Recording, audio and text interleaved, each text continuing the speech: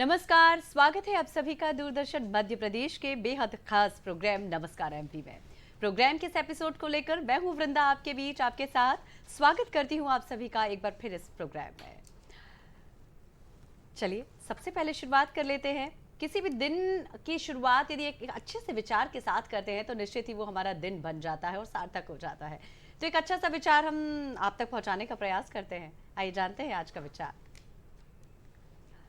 तुम मुझे खून दो, मैं तुम्हें आजादी दूंगा। ये है आज का विचार और ये विचार हमें दिया था नेताजी सुभाष चंद्र बोस ने। जी हाँ, उनका जिक्र करना आज इसीलिए भी जरूरी हो जाता है क्योंकि आज नेताजी सुभाष चंद्र बोस की जन्म जयंती आज हम मना रहे हैं। 126वीं जन्म जयंती नेताजी सुभाष चंद्र बोस की। कुछ ऐसे लोग इस वसुधा पर जन्म लेते हैं जो लोगों को महिमा मंडित कर अपने जन्म को सार्थक करते हैं। आधुनिक भारत के नव जागरण के उषा काल में एक ऐसे ही पुष्प ने विकसित होकर न सिर्फ भारतवर्ष को बल्कि पूरे विश्व को मोहित कर लिया था, सम्मोहित कर लिया था अपने विचारों से, अपने सिद्धांतों से, अपनी विचारधारा से। और उस शख्स का नाम बड़ी आदर श्रद्धा के साथ हम लेते हैं, वो हैं नेताजी सुभाष चंद्र बोस। आप सबको नेताजी सुभाष चंद्र बोस की जन्म जयंती की अनंत शुभकामनाएं। क्या जीवित हो तुम? तुम्हारा रक्त बहता है? और अगर हाँ तो जानना चाहते हो कितनी जिंदगी है उसमें? मैं एक नाम लेता हूं, अगर उसे सुनकर रक्तवाहिनियों में रक्त की गति तीव्र हो या कि आंखों की परिधि पाले असीमित विस्तार, मस्तिष्क गर्व से उठ जाए और हृदय श्रद्धा से झुक जाए, तो समझ लेना जिंदा हो तुम, और बहुत हद तक जिंदा हो तुम। मैं नाम लेता हूं नेताजी सुभाष चंद्र बोस। जी हाँ, ये कविता बड़ी मार्मिक, बड़ी प्रेरित करने वाली कविता है। नेताजी सुभाष चंद्र बोस के ऊपर लिखी ये कविता जिस लेखक की है, आज वो मेहमान के रूप में हमारे स्टूडियोज में मौजूद हैं। आइए उनसे आपका परिचय करा देते हैं और उनसे आज हम बात करेंगे विस्तार में पराक्रम दिवस या नेताजी सुभाष चंद्र बोस के व्यक्तित्व और कृतित्व के बारे में। हमारे साथ हैं आज हमारे स्टूडियोज में डॉक्टर सुधीर आजाद। बहुत स्वागत है सर आपका। Thank you. आप फिल्म मेकर हैं, लेखक हैं और नेताजी सुभाष चंद्र बोस पर आपके 3 काव्य संकलन प्रकाशित हो चुके हैं। चौथा लाइनअप हो रहा है महाकाव्य। चौथा जो है नेताजी सुभाष चंद्र बोस के ऊपर वो आधारित है। और हम आपको बता दें कि आपके 2 जो काव्य संकलन हैं वो बच्चों को लक्ष्य करते हुए आपने नेताजी सुभाष चंद्र बोस के ऊपर लिखे हैं। इसकी क्या वजह है, ये सारी बातें विस्तार में करेंगे सर आपसे। उसके पहले हमारे एक और जो बहुत खास मेहमान हमारे साथ में आज स्टूडियोज में मौजूद हैं, उनसे आपका परिचय करा देते हैं। हमारे साथ हैं डॉक्टर अर्चना मुखर्जी। नमस्कार मैडम, बहुत स्वागत है आपका। डॉक्टर अर्चना मुखर्जी, आप भी साहित्यकार हैं, कवि हैं और लेखक हैं। इसके साथ ही आप बहुत अच्छे चित्रकार भी हैं।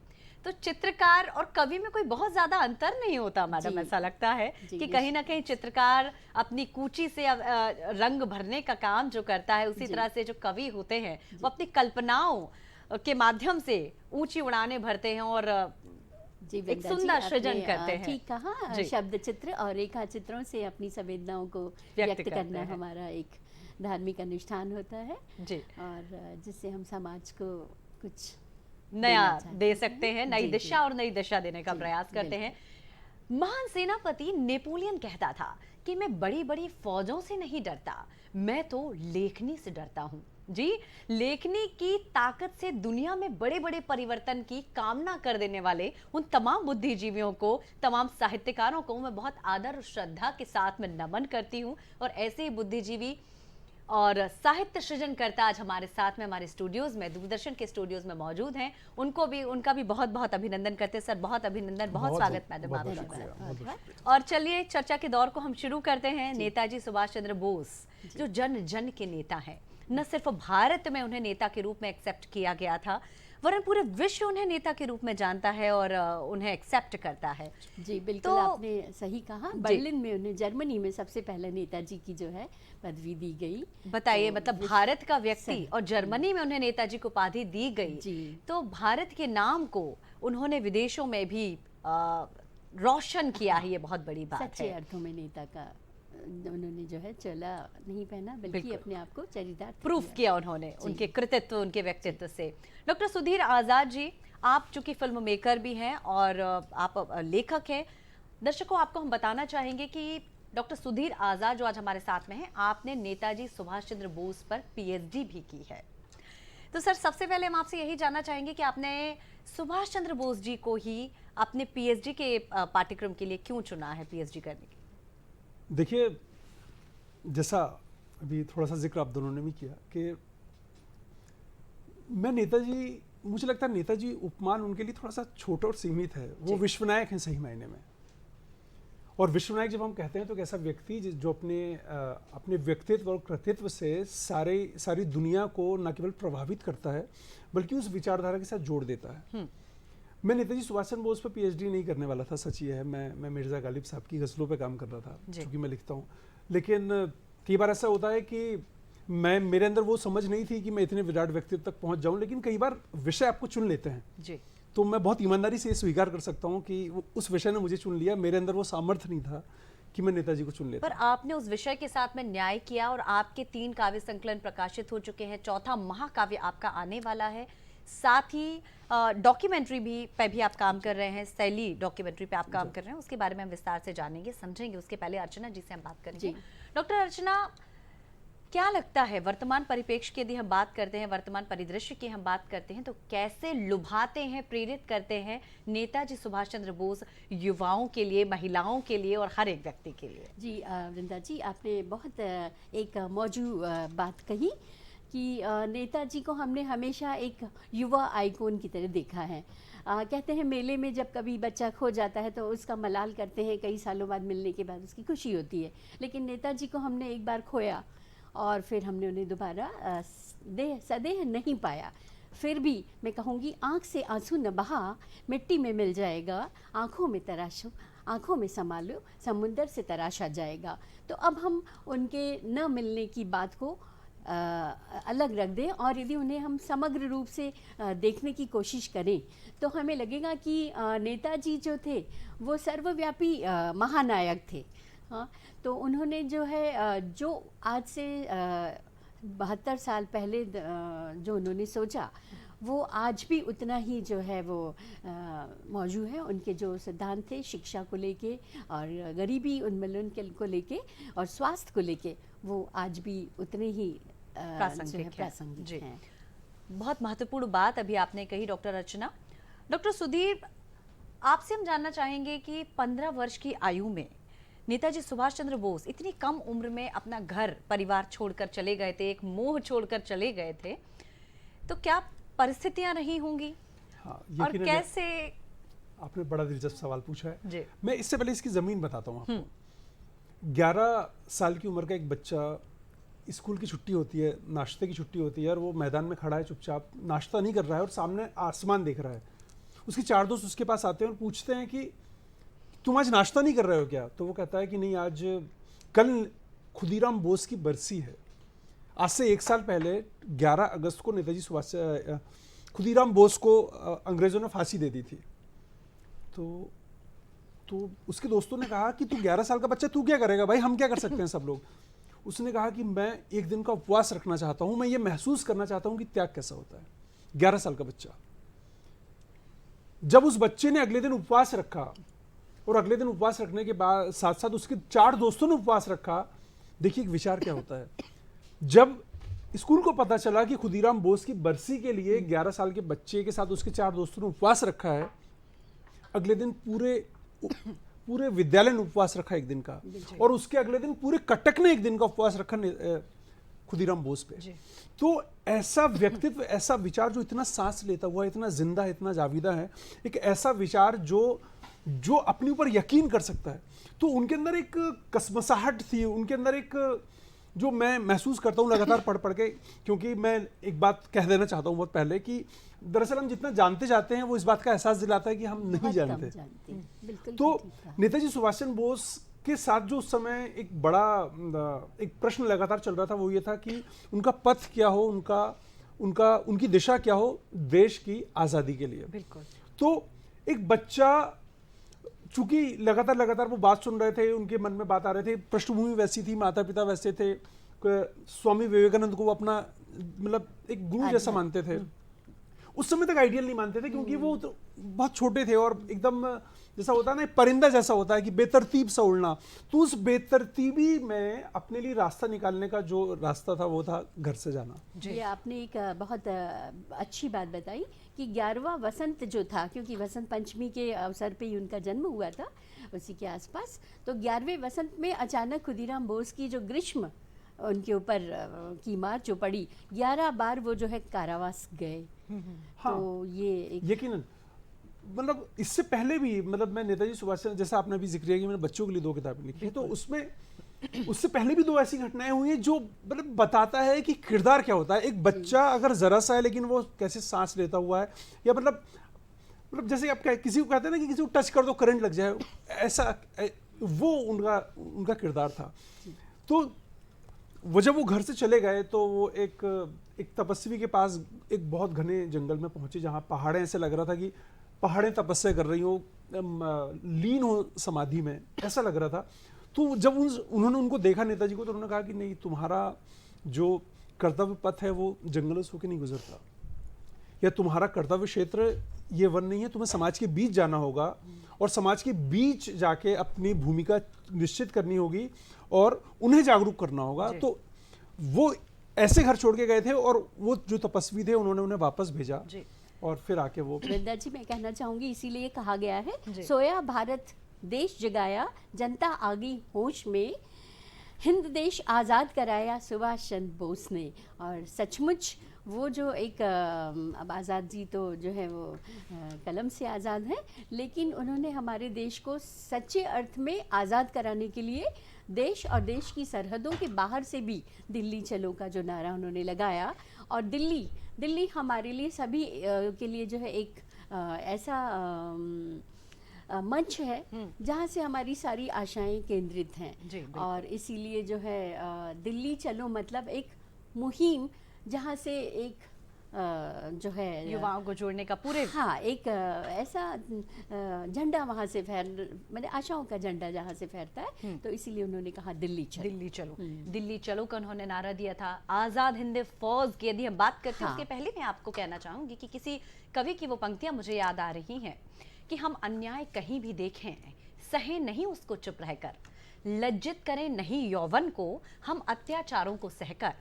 अत्याचारी कोई भी हो, आखिर वह अत्याचारी है, उसका हर अन्याय दमन का और दंड का अधिकारी है। बिल्कुल सही। शायद इसी बात को ध्यान में रखते हुए उन्होंने बड़ा क्रांतिकारी तरीके से लोगों के विचारों में परिवर्तन लाने की चेष्टा की है। और शायद यही वजह है कि लोगों, मतलब युवाओं के लिए वो एक रोल मॉडल जैसे रहे हैं। आज भी लाखों करोड़ों युवा उन्हें फॉलो करते हैं। आज जो वो हमारे बीच में भौतिक रूप से, फिजिकल रूप से मौजूद नहीं है, पर उनके दृष्टांत, उनके सिद्धांत, उनके नैतिक मूल्य हम सबके ज़हन में जिंदा है। सर, आपसे जानना चाहेंगे सुधीर जी कि लंदन में ICS की परीक्षा उन्होंने उत्तीर्ण की थी। ये बहुत बड़ी बात है कि ICS की परीक्षा उत्तीर्ण करने के बाद भी जहां लोगों का ये सपना होता है, ड्रीम होता है कि इतने बड़े, इतने प्रेस्टीजियस, हाँ, प्रशासनिक सेवा में आना, वहां उन्होंने इसको क्वालिफाई करने के बाद भी इस सेवा के लिए एक्सेप्ट नहीं किया था और वो छोड़ दिया था। क्या सोच रही होगी उसके पीछे, क्यों ऐसा किया? वृंदा जी, सबसे पहले तो मैं आपको इस बात की मुबारकबाद देता हूँ कि आपके सवाल इतने दिलचस्प हैं कि वो उसकी जमीन मुझे कहना पड़ रहा है और वो बात सामने आते जा रही है। बहुत धन्यवाद। तो आपको सबसे पहले बहुत शुक्रिया। Thank you. दरअसल नेताजी क्यों गए थे, मैं पहले वो बताना चाहता हूँ। जी। एक प्रोफेसर ओटेन थे जो जिनका व्यवहार भारतीय छात्रों के लिए बहुत ज्यादा पॉजिटिव, नकारात्मक तो था ही डेफिनेटली, पर बहुत ज्यादा हिकारात्मक था। हाँ, बहुत उनकी उपेक्षा थी। उन्हें गवार, डर्टी इंडियंस, ब्लैक मंकी ऐसे शब्द कहते थे। तो कुछ दोस्तों ने मिलकर उनकी पिटाई कर दी नेताजी के साथ। और इसके बाद ये हुआ कि ब्रिटेन की महारानी जब आ रही थी तो सारे लोग आमंत्रित थे, नेताजी भी वहां थे, उन्होंने उनको सलाम नहीं किया। और ये बहुत बड़ा मुद्दा बन गया कि छोटा सा बच्चा आंखों में आंखें डाल के देख रहा है और सल्यूट नहीं किया। तो इस घटना के बाद उनके पिताजी ने कहा कि बेटा अब तुम्हें यहाँ से बाहर जाना चाहिए, क्योंकि वो बहुत बड़ी घटना थी। मतलब ये बगावत का झूठा आरोप करके उन्हें जेल में तक डाला जा सकता था उस समय बच्चे को। उसके बाद भी उन्होंने इस चीज की चिंता नहीं की और हुंकार भरी कि विद्रोह और अन्याय के विरोध हमें आवाज आपने उठानी जिस है। लहजे में कहा उसके बाद भी चिंता न करी, मुझे 4 मिसरे याद आ गए, मैं सुनाता हूँ, फिर स्वागत। आगे बढ़ता हूँ। वो जी। ये है कि देखिए नेताजी सुभाष चंद्र बोस क्या थे, वो कहते थे कि इन बदमिजाज हवाओं का रुख मोड़ दूंगा क्या मैं, बात। क्या बात है। सब कुछ समर्पित है मगर कुछ और दूंगा मैं, और जिस वक्त करना पड़ा सच लिखने से समझौता तो ये कागज फाड़ दूंगा और कलम को तोड़ दूंगा। क्या बात है, बहुत बहुत तो ये सोच, सुंदर बात। तो जब नेताजी से उनके पिताजी ने कहा कि आप जाओ और ICS इसकी तैयारी करो, तो उन्होंने कहा कि मैं तुम्हें वक्त देता हूँ, सोचो इसके बारे में। तो उन्होंने कहा मुझे सोचने की जरूरत नहीं है, मैं नहीं जाऊंगा। तो पिताजी जानते थे कि मेरे बच्चे को मुझे कैसे समझाना है, तो उन्होंने कहा कि ये कहो ना इतनी बड़ी परीक्षा से डरते हो। जी। तो उसने कहा पिताजी ऐसी बात नहीं है, लेकिन अगर आप कह रहे हैं तो मैं जाऊंगा और वापस भी आऊंगा। शायद पिताजी उस समय ये नहीं जानते थे कि वो किस दुनिया में लिए किसी बने भी हैं। व्यक्ति से नहीं डरता है, उनका नहीं, बालक मुझे- एक महान शख्स। दरअसल जी, मुझे ऐसा लगता है कि वो ज्यादा जानते थे। जी हाँ। उन्हें तो बस उस वक्त के लिए उन्हें बाहर भेजना था। बाहर भी ना जी और वो गए भी और वहां उत्तीर्ण की, और उसके बाद उन्होंने जो खत लिखा, वो खत की एक लाइन बताता हूं मैं, बिल्कुल। कि मेरा सारा कार्य, मेरी सारी भलाई देश हित में समा जाए, और मैंने जितने अपनों को निराश किया मुझे माफ करें। क्या बात है। एक ऐसा शख्स उस समय महाराजाओं वाली पदवी को छोड़कर और सब कुछ। अब बात यहाँ है- अर्चना जी, मेरे जी। मन में एक प्रश्न आता है जी। कि जहाँ शान शौकत उनके कदम चूम रही थी, हाँ। हर तरह की संपन्नता थी, बड़े हाँ, बहुत पारिवारिक उनके रूप से पास में काफी उनका बहुत सुदृढ़ अच्छा थे। पारिवारिक जी, जी। पृष्ठभूमि रही जी। है, हर तरह से शिक्षित भी रहे हैं, संपन्न भी रहे हैं आर्थिक रूप से। तो फिर कैसे वो अपना मन मस्तिष्क बना पाई कि मुझे ये सब नहीं चाहिए, ये दुनिया की जो ये झूठी चीजें हैं, हाँ। ये जो क्षणिक चीजें हैं, मुझे नहीं इनसे मतलब है, मुझे देश के लिए कुछ कर बिल्कुल, गुजरना जैसा है। कि आज़ाद साहब ने कहा कि उनको केवल नेताजी कह देना जो है काफ़ी कम हो जाएगा। उनके अंदर एक सच्चा देशभक्त, जिसको कि एशिया की रोशनी भी कहा जाता था उनको, तो वो एक उनका खून जो था सच्चे देशभक्त का, तो इसी वजह से उन्हें लगता था कि मेरा दायरा बहुत सीमित नहीं है, और मेरा राष्ट्र जो है, जो अब हम महागुरु की बात करते हैं, ये दिमाग में उनके उस समय था कि मेरा भारतवर्ष जो है वो महागुरु की संज्ञा से विभूषित था और उसे होना चाहिए, और इसी के लिए उन्होंने प्रयास किया। और जहाँ उनको मौका मिला, विप्लवी थे।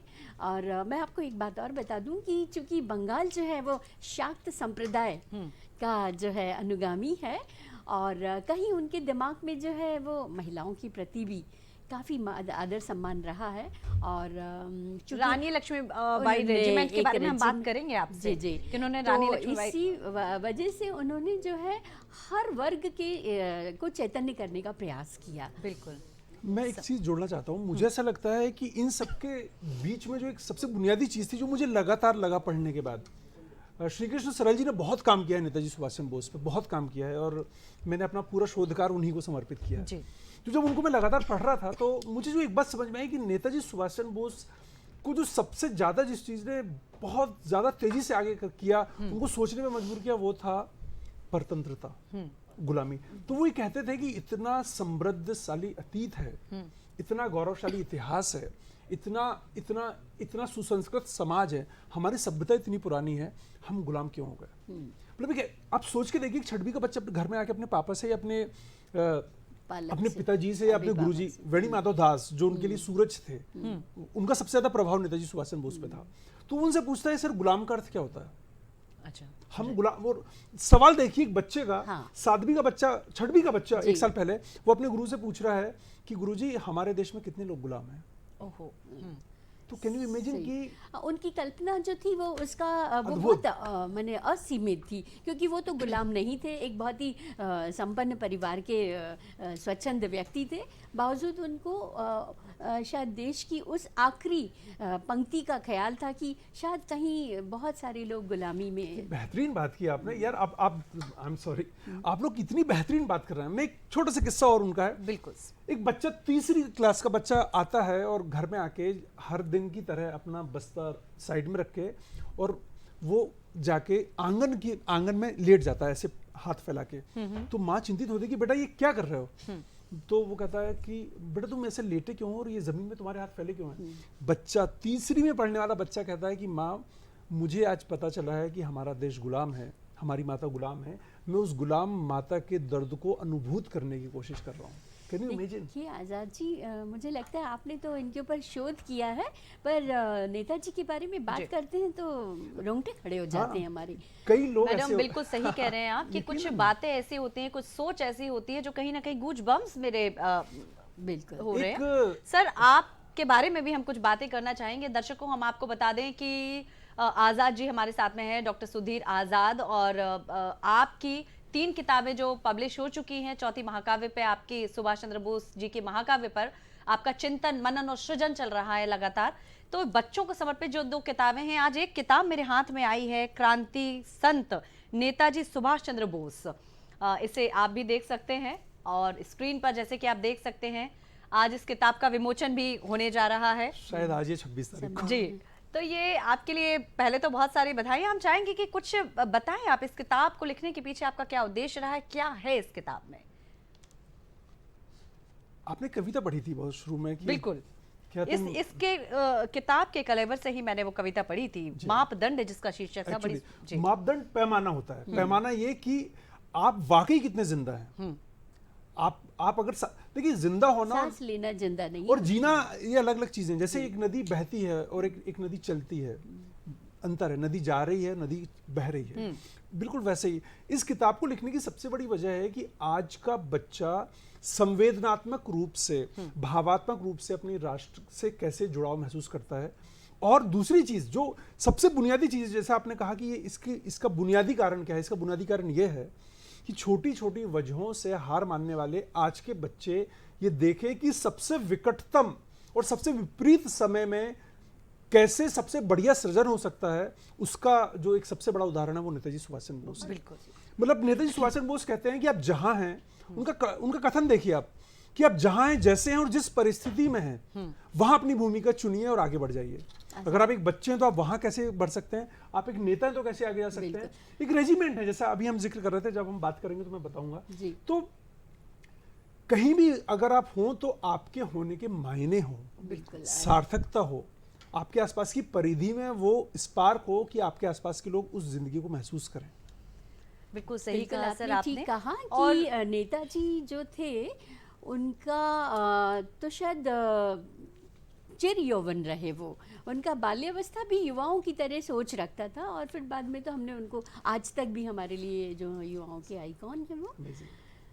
तो और एक जो कुछ पंक्तियां आपने अपनी किताब में लिखी वो पढ़ना चाहूंगी मैं, कि यदि स्मरण बाकी है अमर सुभाष की टोली का, यदि मूल्य जानते हैं हम आजाद की टोली का, यदि चित्र अंकित है स्मृति में भगत सिंह की फांसी का, यदि बलिदान याद है हमको अपनी रानी झांसी का, तो समझना आजाद हैं, आजादी के हकदार हैं हम। बहुत कितनी सुंदर बात आपने। इसमें एक पंक्ति और है, शायद उस मैंने लिखी कि तो समझना आजाद हैं, आजादी के हकदार हैं हम, वरना सोच लो मक्कार हैं और इस देश के गद्दार हैं। बिल्कुल सही, बिल्कुल सही बात आपने इस पुस्तक के माध्यम से लिखना चाहिए है। क्रांति संत नेताजी सुभाष चंद्र बोस पर जो ये किताब आपने ली है, निश्चित ही बच्चों को इस किताब को जरूर पढ़ना चाहिए। हम चाहेंगे अपनी जो और किताबें उनके बारे में भी थोड़ा सा। देखिए, क्रांति मना एक किताब मेरी जो सबसे पहले नेताजी सुभाष चंद्र बोस पे एक बच्चों पर आपकी जो किताब है क्रांति मना, हाँ, ये मेरी पहली किताब थी 2010 में, जिस बरस मेरी पीएचडी मुझे मिली थी। इसके बारे में हम जानना चाहेंगे सर, क्रांति मना में क्या कहना? क्रांति मना में मैंने नेताजी सुभाष चंद्र बोस के जन्म से लेके उनके 11 बरस तक के कालखंड को समेटा था। तो ये बिल्कुल छोटे बच्चों के लिए मैंने वो किताब लिखी थी। और उसके बाद विश्व नायक नेताजी सुभाष चंद्र बोस, जो मेरी दूसरी किताब है, वो मेरा समीक्षा ग्रंथ है, जिसमें मैंने 11 खंड काव्य और महाकाव्यों की समीक्षा की है, जो हिंदी में नेताजी सुभाष चंद्र बोस पे लिखे गए हैं जी। उसके बाद जो तीसरी किताब आपके हाथ में जो अभी है, क्रांति संत, इसमें मैंने युवाओं तक उनका विस्तार किया है कि जन्म से लेकर आईसीएस की परीक्षा से रिजाइन करके वापस भारत आना, इस कालखंड को मैंने इसमें समेटा है। और जो आपने जिक्र किया था महाकाव्य का, जिसका नाम अभी तक मैंने नहीं रखा है, जी। उसमें मैंने कोशिश की है कि एक तो हम जब महाकाव्य कहते हैं तो हमारे सामने महाभारत और रामायण आते हैं तो ऐसा लगता है बहुत बड़ी और भारी किताब है। जिम्मेदारी आ जाती है एक।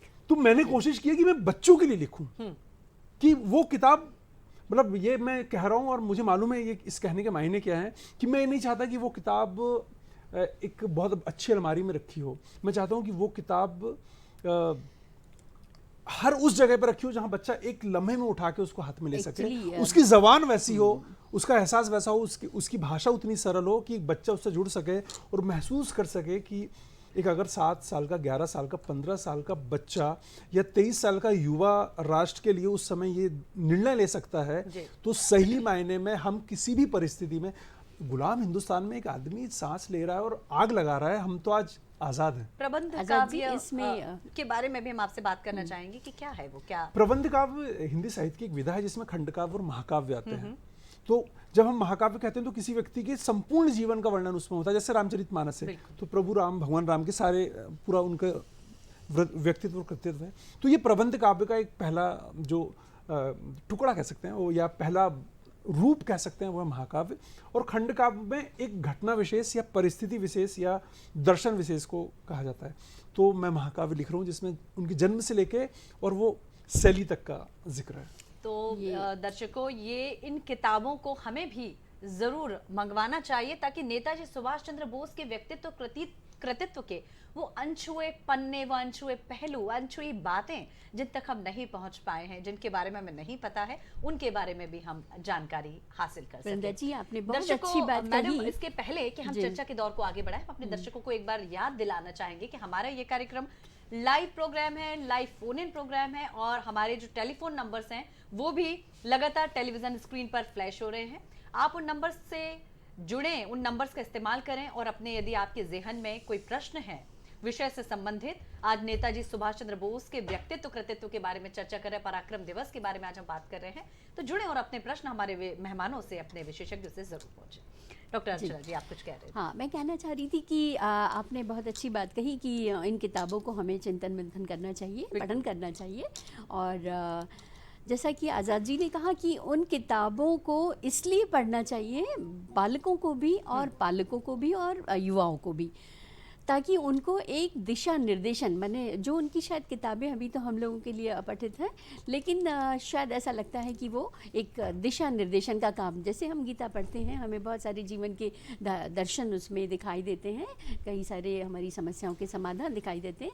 शायद मुझे लगता है कि आज़ाद जी का भी कुछ ऐसा ही प्रयास है कि उन किताबों से हमें दरअसल उसमें यकीन मानिए दिशा निर्देश तो नहीं है जी, उसमें सिर्फ वो साहस है, वो सामर्थ्य है और उस सोच को तैयार करना है अपने आप में, उस चिंतन को अपने आप में गढ़ना है जो आपको सामर्थ्यवान बनाए। मतलब मैं इस किताब के माध्यम से मैंने ये भी कहा है कि कबीर बुद्ध के रास्ते से चल के कबीर नहीं हुए थे, राम कृष्ण के रास्ते से चल के राम नहीं हुए थे, कृष्ण का अपना पथ था, बिल्कुल जी, महात्मा गांधी बुद्ध का अपना रास्ता था। तो हर एक बच्चा, हर एक उसका अपना एक सामर्थ्य है, उसकी अपनी कमजोरियां, उसकी ताकत है। आप में जो खासियत है वो मुझ में नहीं हो सकती, जो तबीयत आपकी है वो मेरी नहीं है। तो सब एक अलग अलग है, तो हर कोई अपनी तबीयत को पहचाने और अपने आप को गढ़ के और अपने तरीके से चले। किसी ने बड़ी सुंदर सी बात कही है कि कोई चलता पदचिन्हों पर कोई पदचिन्ह बनाता है वही सूरमा इस जग में दुनिया में पूजा जाता है। तो पदचिन्हों पर चलना नहीं है, अपने पदचिन्ह बनाना है ताकि लोग फॉलो कर सके। बिल्कुल, और अपनी विचारधारा से एक नया बदलाव, एक नया परिवर्तन हम ला सकते हैं, ना कि किसी विचारधारा से हम प्रभावित हो सकते हैं, पर उस विचारधारा को पूरी तरह से अपना कर उसका अनुसरण करना, उसको फॉलो करना, तो मुझे नहीं लगता है कि ये बहुत समझदारी की बात है। सर, एक बात और हम आपसे जानना चाहेंगे कि शैली डॉक्यूमेंट्री पे आप काम कर रहे हैं, ये एक बड़ा लंबा सा प्रोजेक्ट है, क्या है ये, किसके बारे में? शैली दरअसल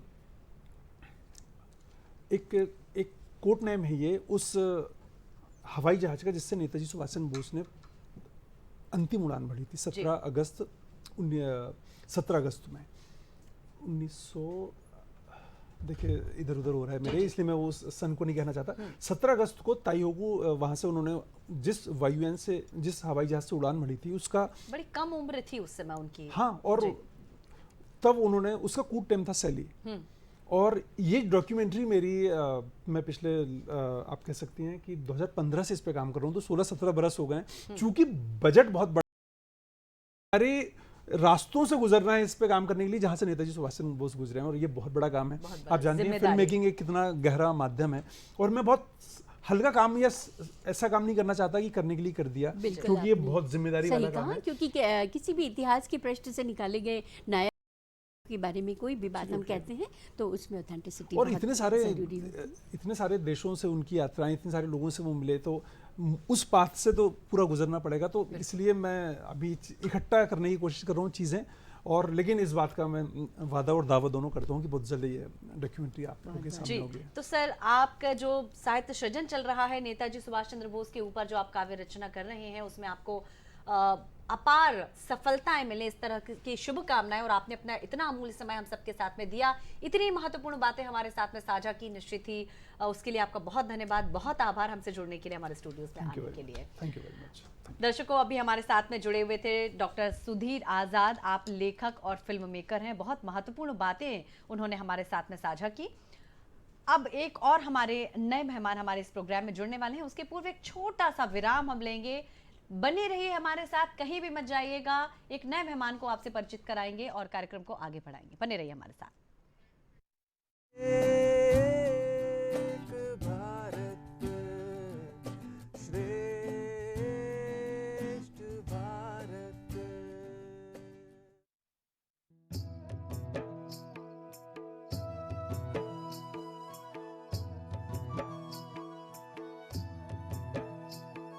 फागुन आया दिन बदले, फागुन आया, फागुन आया दिन बदले, फागुन आया।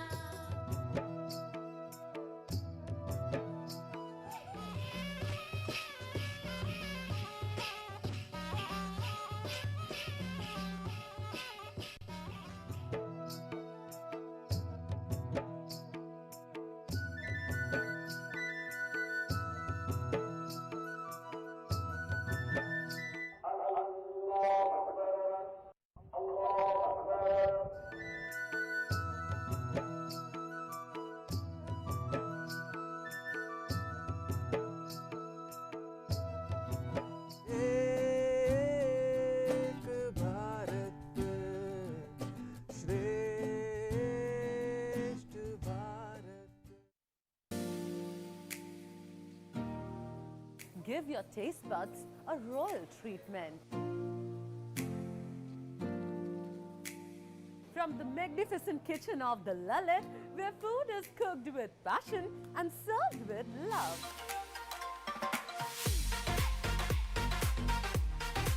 Enjoy Indian, Mexican, French, Norwegian, all the cuisines at home only on Vaka Taste Hai.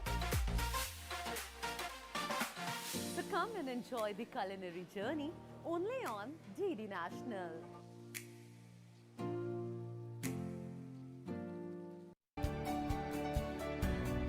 रहें हमेशा खुशहाल, करें अपने स्वास्थ्य की देखभाल। देखिए कार्यक्रम आपका स्वास्थ्य हर सोमवार शाम 4:35 पर डीडी मध्य प्रदेश पर।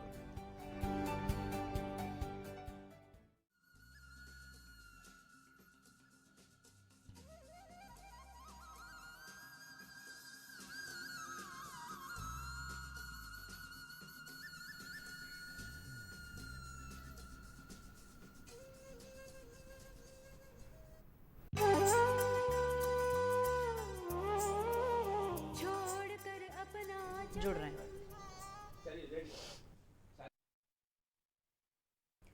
कार्यक्रम नमस्कार एमपी से जुड़े हुए हैं आप सभी दर्शकों। एक बार फिर हम आपको याद दिला दें कि हमारा ये program live phone in program है।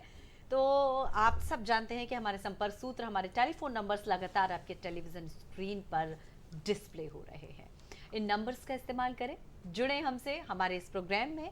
और आप सब जानते हैं कि ये प्रोग्राम हर सोमवार से पहले तो शुक्रवार तक होता था प्रसारित, पर अब शनिवार को भी हमारा ये प्रोग्राम आपके लिए प्रसारित किया जाता है, लाइव प्रोग्राम होता है। और इसकी खास बात यही है कि विभिन्न विषयों पर आपसे हम विस्तार से चर्चा करते हैं, नए नए मेहमानों को आपसे रूबरू कराते हैं और कई सारी बातें, कई सारी जानकारियाँ आप तक पहुँचाने का हम प्रयास करते हैं। दर्शकों, आपको बता दें कि हमारे साथ अभी हमारे स्टूडियोज में एक और हमारे बहुत खास मेहमान जुड़ चुके हैं। हमारे साथ हैं मंजू आर शाह।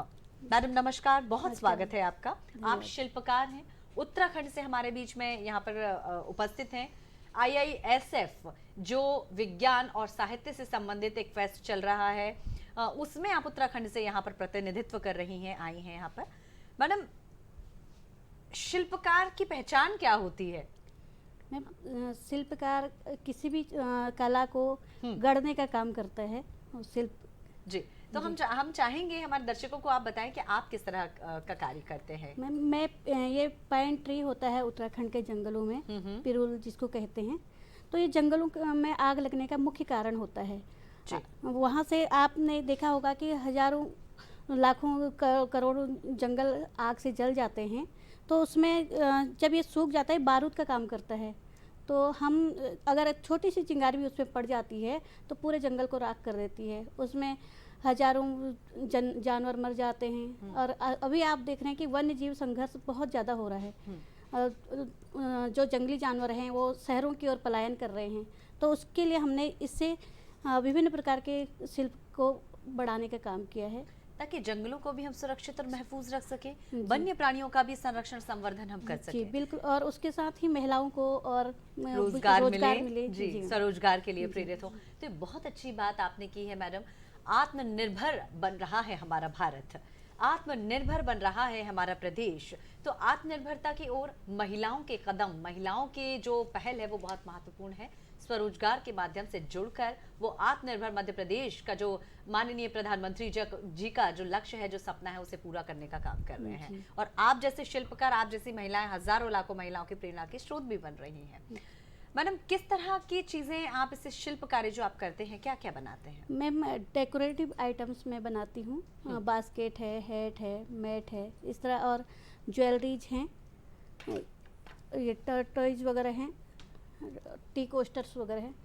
ये बड़ा सुंदर सा ये जो डेंगलर्स हैं, जो इयररिंग्स हैं, मैं देख पा रही हूँ।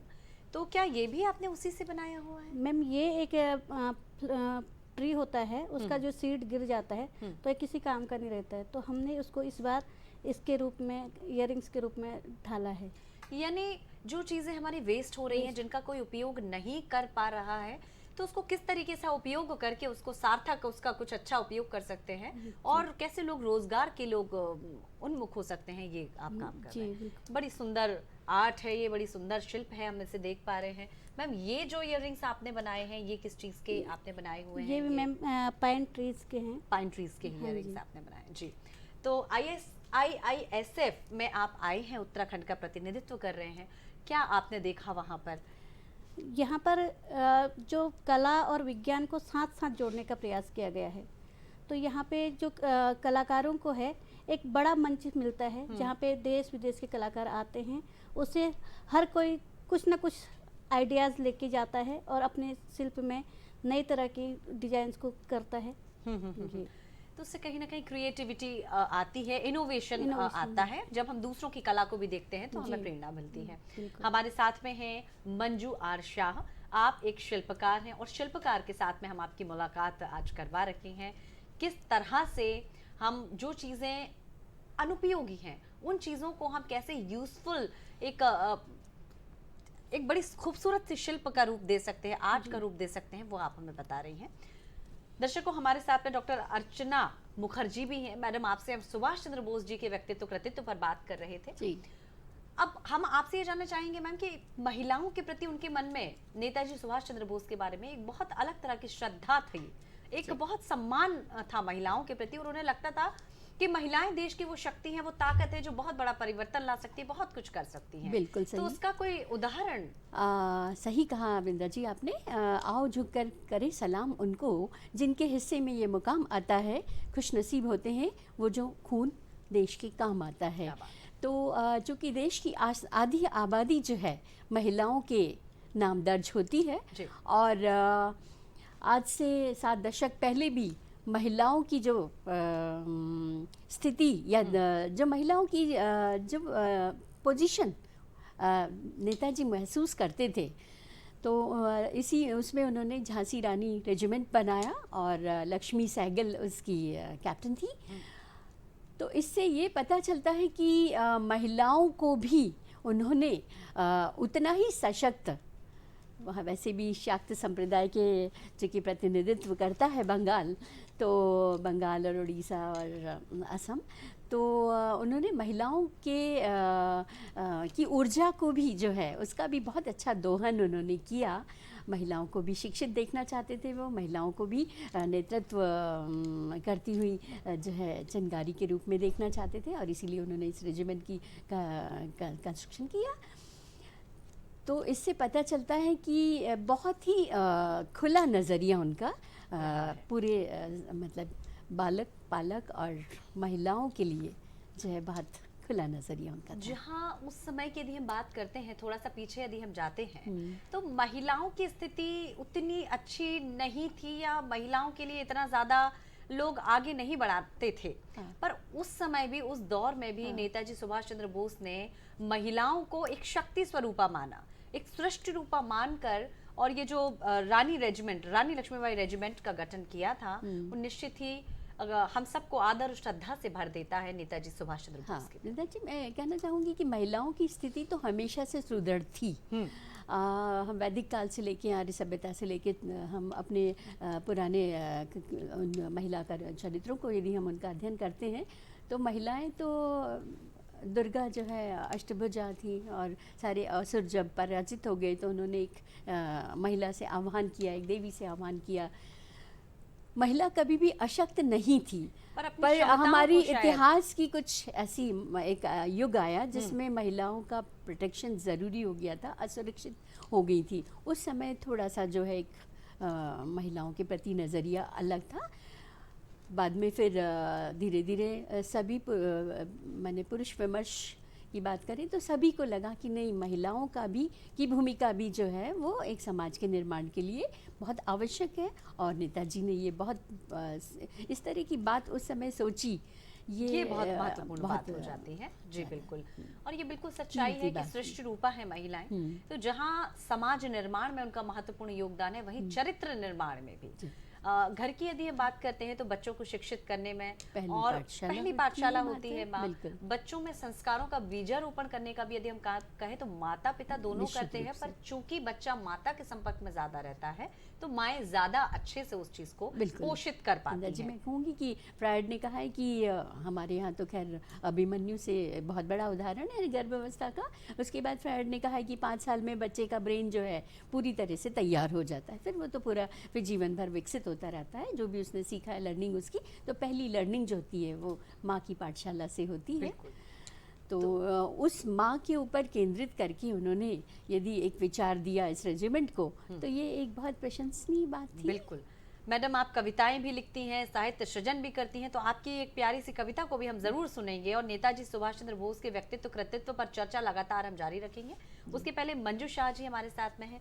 मैडम, एक शिल्पकार को बहुत सारी परेशानियां, बहुत सारी चुनौतियों का भी सामना करना पड़ता है, तो चूंकि आप एक आर्टिस्ट हैं, क्या लगता है आपको कैसी चुनौतियां और कैसी परिस्थितियां हो सकती हैं जिनसे हमें दो चार करना होता है? जी बिल्कुल, जो शिल्पकार है उसको एक प्रॉपर मार्केट नहीं मिल पाता है। वो काम करता है लेकिन उसका जो सामान है घर में डंप हो जाता है एक प्रॉपर मार्केट न मिलने की वजह से।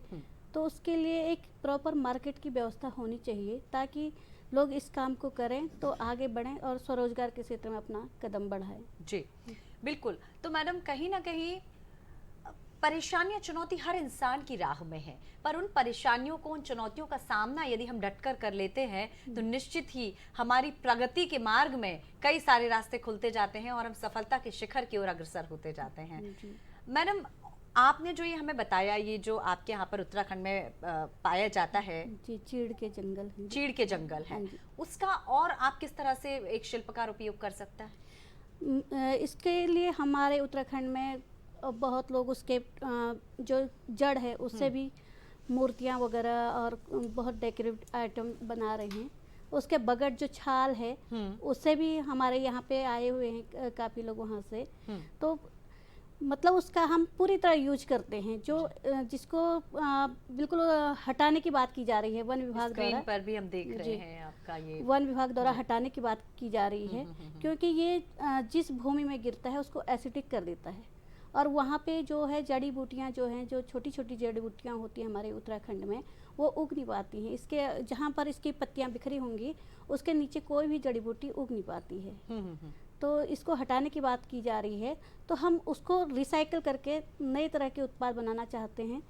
इसके साथ अगर हम रोजगार के क्षेत्र में बढ़ा सकें, इसको शिल्प कला के रूप में एक पहचान दिला सकें, ये हमारे लिए सौभाग्य की बात होगी। बिल्कुल। और कहीं हर एक जो हमारा स्टेट होता है उसकी कोई ना कोई ऐसी चीज होती है जो उस स्टेट की पहचान होती जी, है। बिल्कुल। तो ये कहीं ना कहीं आप जो शिल्पकार हैं, जो इस तरह से क्रिएटिविटी कर रहे हैं, उससे आपके जो आपका प्रदेश है उसको भी एक अलग पहचान मिल रही है, और आप लोग रोजगार की ओर उन्मुख हो रहे हैं, प्रेरित हो रहे हैं। ये भी एक बहुत महत्वपूर्ण बात है। क्योंकि हमारे पहाड़ में जो है महिलाओं को रोजगार की कमी है, क्योंकि जो खेती थी हमारी पहले, वो जंगली जानवरों द्वारा पलायन हो गया है शहरों की ओर, तो वो लोग नष्ट कर देते हैं, जैसे सुअर वगैरह उसको खा देते हैं।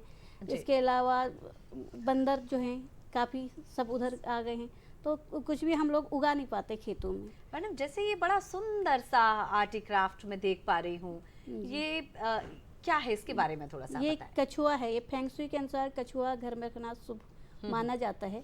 तो इसको हमने पाइन लीव्स जो है इसे बनाया है। जो उसका फ्रूट होता है, पाइन कोन होता है, उससे हमने इसका मुंह और इसके पैर वगैरह बनाने की कोशिश की है। बड़ा सुंदर क्रिएटिविटी है निश्चित ही। और कहते हैं ना कि बेस्ट आउट ऑफ वेस्ट से एक बहुत अच्छा आपने, कि जो चीज़ कहीं ना कहीं नुकसान ही पहुंचा रही है ये, और लोगों को परेशानियां हैं, तो उस चीज़ को रिसाइकलिंग करके आपने इतनी सुंदर प्रोडक्ट्स, इतनी सुंदर क्रिएटिविटी आप कर रहे हैं, तो ये वाकई हम सबके लिए सीखने की बात है। इसके साथ ही ये कोस्टर्स में देख पा रही हूँ मैडम, जी मैम। तो इसमें किस किस चीज़ का इस्तेमाल किया गया है? इसमें कैसे केवल बनाया पाइन गया है? लीव्स से एक एक तिनका करके हम लोग बिनते हैं इसे। बड़ी इसमें- मेहनत होती होगी इसमें। बिल्कुल जी मैम। जी, तो कितने लोगों का समूह है आपका, कितने लोगों का ग्रुप है मेरा जो इस तरह का काम करता क्योंकि है? मैं एक स्कूल में हूँ, आउटसोर्स से प्रयोगशाला सहायक के तौर पर कार्यरत हूँ, तो मुझे समूह बनाने का टाइम नहीं मिल पाता है। आप अपने स्तर पर ही ये कार्य करते हैं। इसके नहीं, उसमें हम अपने स्कूल के बच्चों को सिखाते हैं, और इसके अलावा मैं ऑनलाइन और ऑफलाइन ट्रेनिंग देती हूँ। मैडम, ये तो और भी महत्वपूर्ण बात हो जाती है कि आप स्कूल के बच्चों में इस तरह की चीजें, हुनर को विकसित करने का प्रयास कर रही हैं, ताकि वो बच्चे जहां एक और अपनी किताबी ज्ञान तो लें, दूसरी ओर इस तरह के हुनर को भी अपनी जिंदगी में शामिल करें। जी जी। मैडम, आपसे, अर्चना जी, आपसे हम जानना चाहेंगे, आजाद हिंद फौज की यदि हम बात करते हैं, जी। तो उसको आप किस दृष्टि से देखते हैं, क्या सोचते हैं उसके विषय में? देखिए, आज़ाद हिंद फौज जो है उन्होंने बनाई जब उन्हें यहाँ से एक राजनीतिक समीकरण कहें या राजनीतिक परिवर्तन कहें, और उस समय जब उन्हें एक मतलब जब कांग्रेस से स्वतंत्र हुए, तो उन्हें लगा कि उन्हें ये स्वतंत्रता मंजूर नहीं थी, है ना। जो भी वैचारिक मतभेद रहे होंगे उस समय, तो उसके बाद उन्हें लगा कि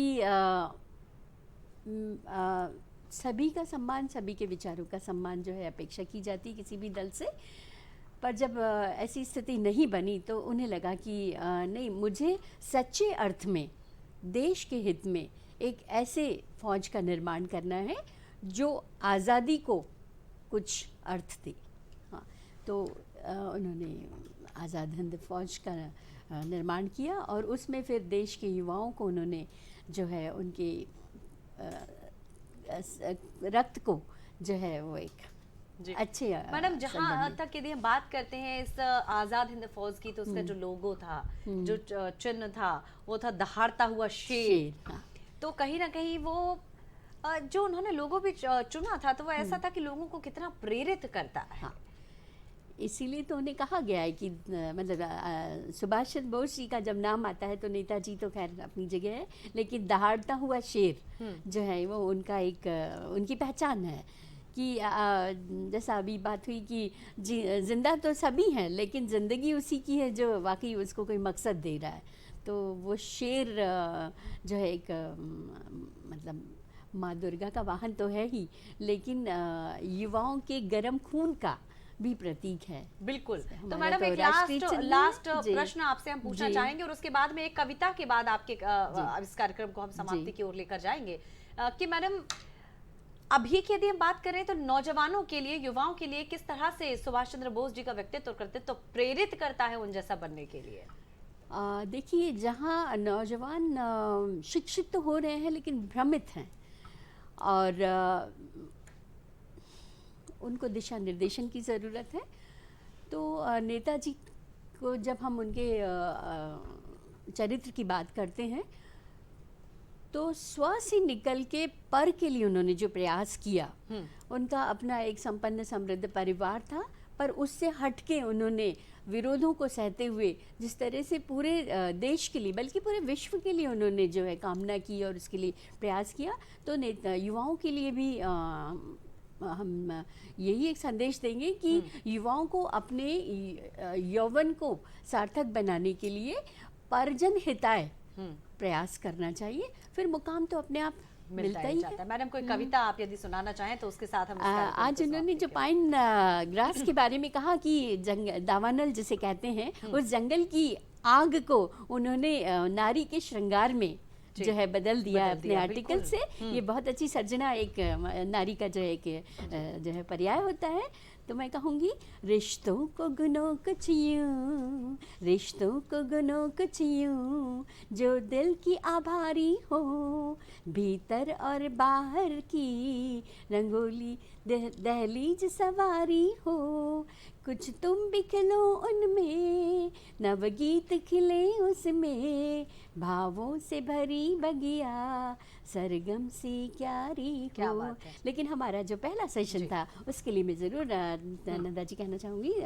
नंदा जी, कुछ बात कहो ऐसी जो अर्थ में भारी हो, कहने और सुनने की कुछ ऐसी तैयारी हो, कुछ बात कहें तुमसे कुछ अर्थ मथे उसमें, शब्दों को रखूं कुछ यूं, भावार्थ में भारी हो।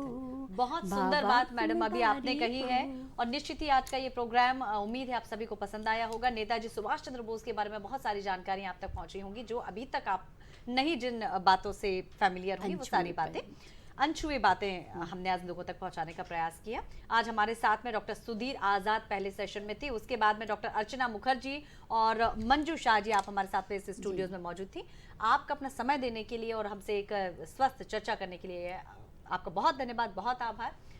कार्यक्रम नमस्कार एमपी के आज के सेगमेंट में इतना ही। अगले अंक में आपसे होगी हमारी मुलाकात। तब तक के लिए मुझे यानी वृंदा को दीजिएगा इजाजत।